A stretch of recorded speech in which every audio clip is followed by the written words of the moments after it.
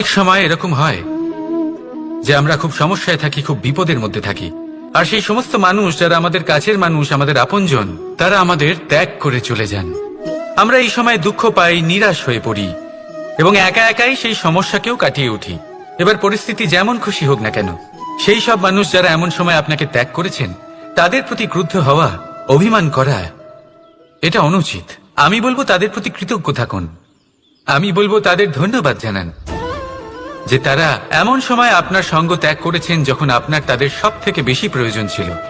কারণ দেখুন, হয় তাদের বিশ্বাস ছিল যে আপনি নিজেই এই বিপদ থেকে বেরিয়ে আসতে পারবেন, বা তাদের ত্যাগ করার জন্য আপনি নিজের উৎসাহ বাড়িয়ে তুললেন, আপনি নিজের শক্তি বাড়ালেন এবং নিজে সেই সমস্যা থেকে বেরিয়ে আসলেন। নিজের খারাপ সময়কে আপনি নিজেই ভালো সময় করে তুললেন।